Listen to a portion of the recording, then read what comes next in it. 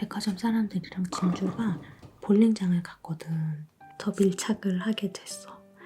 그래서 진주를 차에 강제로 태워. 근데 이 연주 한 번에 진주가 완전히 이사님 주무시는 거예요? 근데 눈물이 안 멈춰. 진주가 계속 울어. 니네 꿈캐라고. 그런 이야기 하지 말라고. 진짜 너무 착한 것 같아. 근데 그때 왜 숨는 거예요?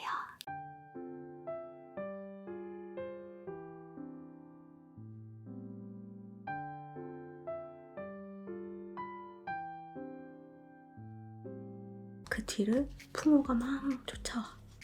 근데 진주가 여기 옥상 난간까지 뛰어가는 거야. 풍호는 진주가 떨어지는 줄 알고 슬립 한 장만 입고 있는 진주를 가서 꽉 껴안아줘. 진주가 지금 뭐 하는 짓이냐고 막 그러니까 풍호가 떨어지려고 하는 거 아니냐고 지금. 진주가 미쳤냐고 내가 왜 떨어지냐고. 근데 여기서 또 중요한 물건이 하나 나오지. 진주한테 입혀. 풍호가 이러는 거지. 아무래도 이 옷은 진주씨 옷인 것 같다고. 근데 진주는 그런 성격 아니잖아. 아니에요. 나중에 돌려드릴게요. 근데 생각해보니까 이 이후로 이 옷이 안 나와, 드라마에서. 안 돌려줬네? 아니, 돌려줬는데 내가 자세히 못 봤나? 아무튼 이날 이후로 백화점의 소문이 들불같이 일어나. 어떤 사람이 진주가 슬립 차림으로 풍우랑 옥상으로 올라가는 걸 본 거야. 그러니 소문이 어떻게 나겠어. 도일이한테 진주가 이 모든 일은 양대리가 다 만들어낸 일이라고 얘기를 했잖아. 다행히도 도일이가 그 이야기를 허투루 듣지는 않았어. 그래서 허 실장을 불러가지고 양대리에 대한 뒷조사를 하라고 지시를 내려. 근데 허기진이 뒷조사를 해보니까 마담 부티크 매출이 그렇게 최저는 아니었던 거야. 양대리가 조작을 해서 보고서를 만든 거거든. 그동안 양대리가 납품회사 사장들한테 접대받고 이상한 물건 납품받고 그런 것들이 다 들통이 나. 그래서 도일이가 양대리를 잘라버려. 그러고선 진주를 또 불러가지고 자기가 양대리 잘랐다고. 대신에 다음에는 불만사항이나 이런 게 있으면은 순서를 지켜서 했으면 좋겠다고. 백화점 사람들이랑 진주가 볼링장을 갔거든. 풍호도 조차장이랑 볼링을 치러 와. 그래서 우연히 만나게 돼. 풍호가 이 사람들한테 친절하게 대하고 착하게 행동하는 거를 보고서는 풍호에 대한 생각이 조금씩 바뀌게 돼, 진주가. 집에 오는 길에 풍호랑 진주가 지하철을 같이 타고 오거든.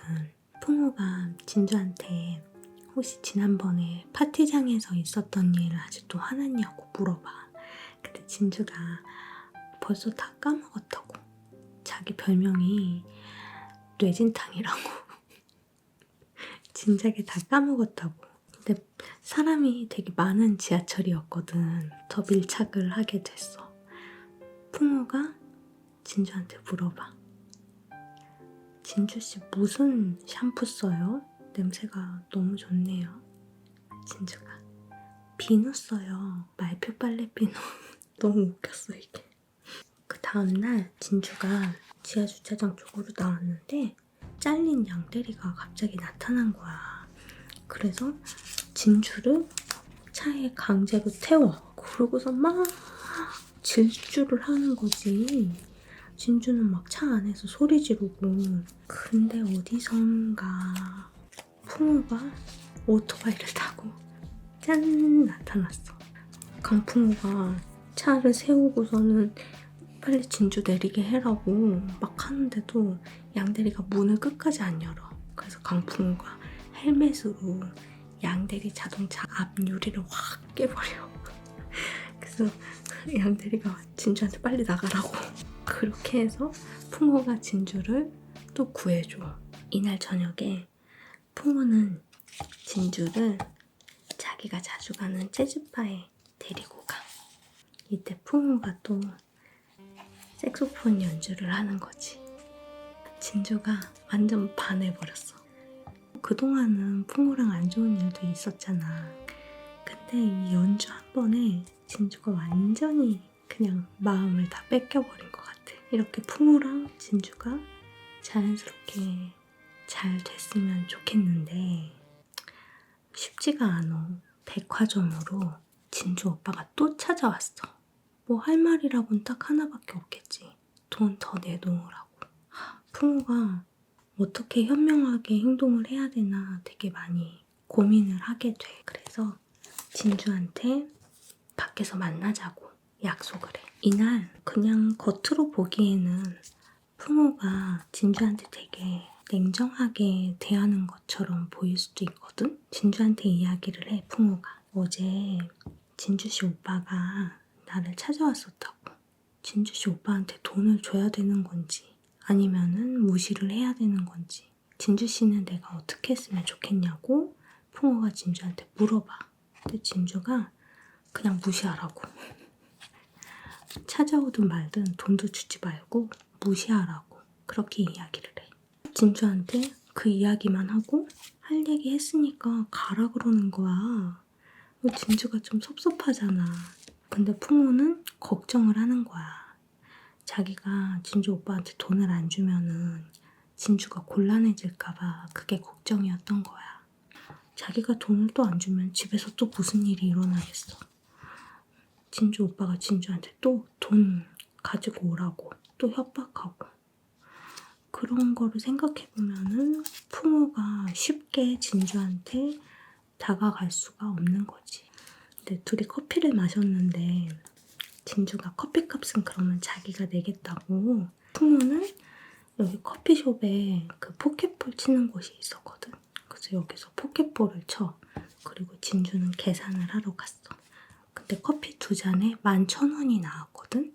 11,000원이란 이야기를 듣고 너무 놀란 거야. 점원한테 얼마라고요? 11,000원이요? 이게 무슨 사기를 치는 거냐고 막 따지는 거야. 점원한테 막 너무 따지니까 풍우가 말리면서 진주 대신에 돈도 내고 진주를 데리고 나와. 원래는 풍우도 그렇게 할 생각이 없었거든. 그냥 진주만 내보내고 선을 좀 지키려고 했던 것 같아. 근데 진주가 그 커피숍 직원이랑 싸우려고 하니까 어쩔 수 없이 데리고 나왔어. 그러고서는 술집을 갔었는지 재즈바를 갔었는지 기억이 안 나지만 어쨌든 이날 풍우가 술을 엄청 많이 마셔. 술을 너무 많이 마셔갖고 몸을 못 가누니까 진주가 풍우를 부축해서 풍우 집으로 데리고 와. 진주가 이제 풍우를 집에다가 데려다 주고 밖으로 가려고 하는데 진주 차비가 없는 거야. 그래서 풍우한테 차비 좀 빌려달라고 얘기를 하려고 한다? 저기 이사님 차비. 근데 차 소리만 듣고서는 진주씨 차 마시고 가라고 그러면서 차를 끓여주는 거야. 둘이 소파에 앉아서 노래 틀어놓고 차를 마셔. 근데 풍우가 소파에 앉아서 눈을 감고 찻잔을 딱 들고 가만히 있는 거야. 그래서 진주가 이사님 주무시는 거예요? 이런다. 근데 주무시냐고 할 때마다 쉿 입술에다 손을 갖다 대면서 쉿 이러는 거지 계속. 그러다가 풍우가 잠이 든 것 같아. 진주가 풍우 손에 있던 찻잔을 이렇게 내려주고 풍우를 자기 어깨에 기대게 해. 풍우는 진주 어깨에 기대고 잠이 들었어. 진주가 막 손을 파르르 떨면서 풍우 머리카락도 이렇게 만져보고 풍우 눈썹도 이렇게 만져보고 머리카락 만지고 눈썹 만지고 하는데 어쩔 줄을 몰라 해. 근데 이때 은채 전화였어. 진주가 전화를 받으니까 은채가 너무 놀란 거지. 진주가 지금 강 이사님 주무신다고. 딱 오해하기 좋은 그런 상황이지. 그냥 고은채가 전화했었다고 전달해달라고 그렇게만 이야기를 하고 전화를 끊어. 진주는 풍호 지갑에서 10,000원을 꺼내. 차비가 없다고 했잖아. 그래서 풍호한테 쪽지를 남겨. 강 이사님, 지갑에서 10,000원 구워갑니다.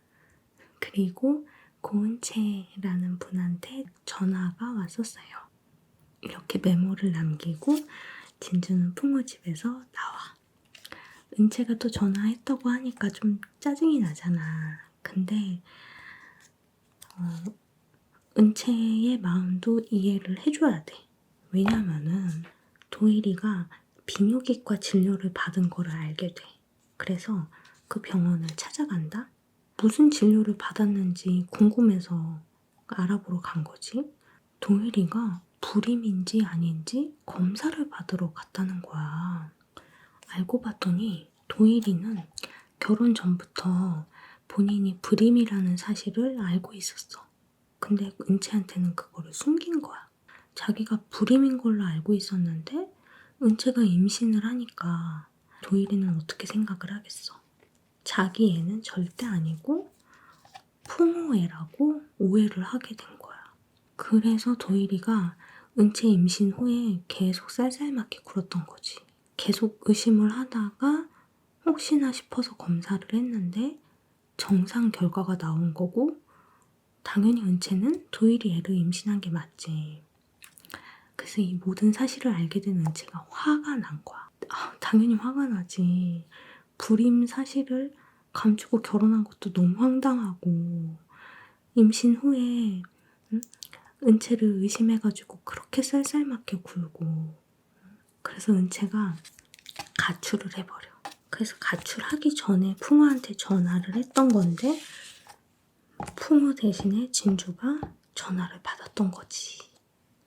만약에 이날 풍호가 술을 안 마시고 진주도 그 자리에 없었으면은 은채가 가출 후에 풍호네 집으로 갔을까? 둘은 아직도 사랑하는 걸까? 풍호가 은채를 사랑하는 마음이 한 번에 없어지지는 않을 것 같아. 은채가 가출을 하고 그 다음 날이야.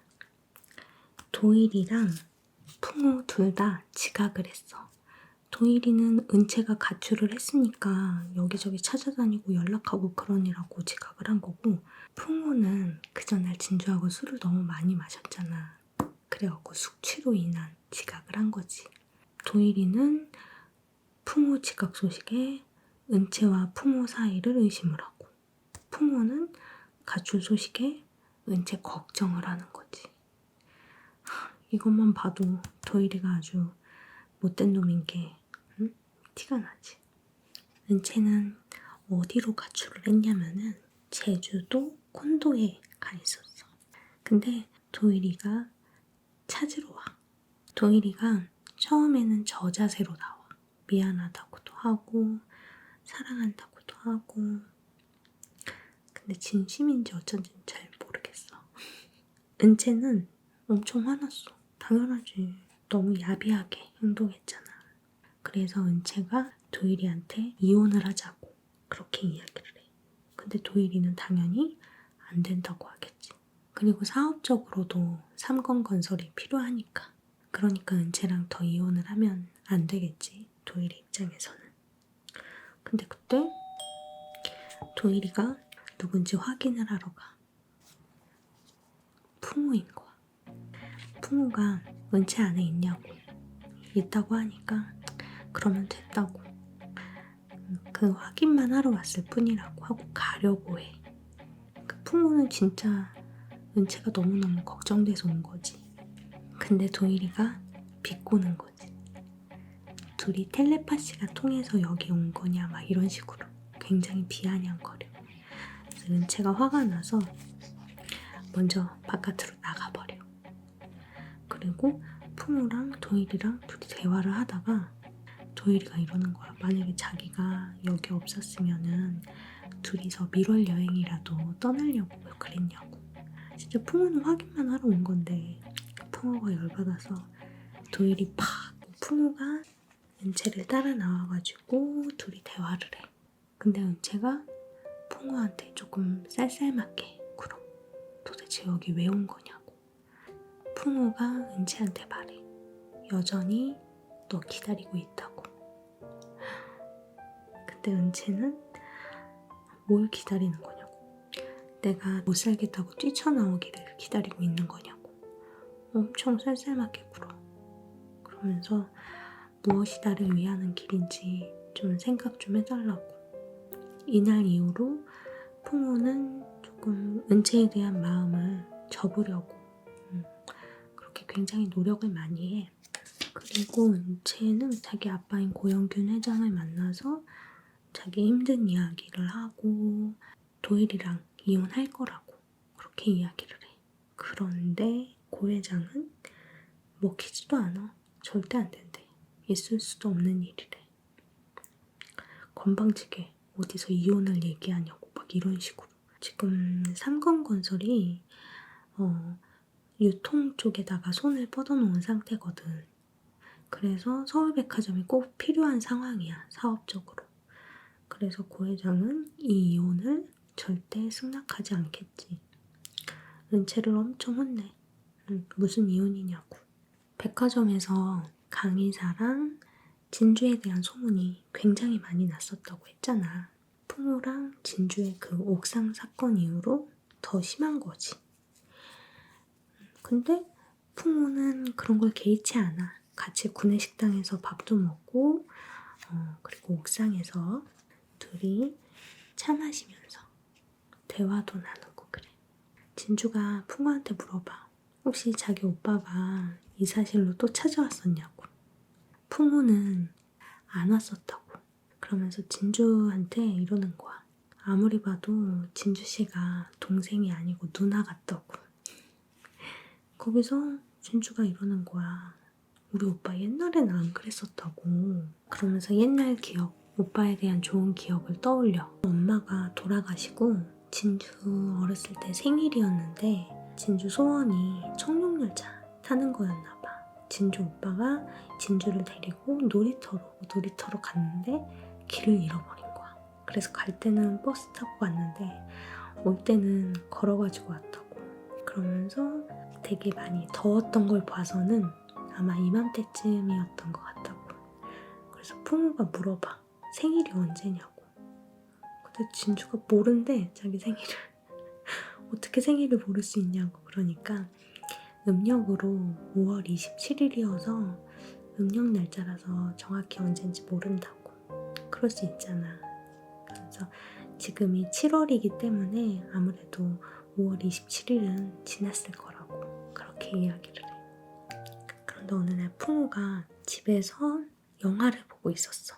근데 영화에서 청룡열차 장면이 나온 거야. 그러니까 풍우가 진주가 생각이 난 거지. 그래서 달력을 딱 봤어. 달력을 확인해 보니까 그날이 바로 음력으로 5월 27일인 거야. 그래서 풍우가 바로 진주한테 전화를 걸어. 그래서 진주한테 놀이공원에 가자고 그렇게 얘기를 하는 거야. 그래서 둘이 놀이공원을 가. 진주가 먼저 놀이공원에 도착했어. 풍우가 오기를 기다리고 있는 중이고 풍우는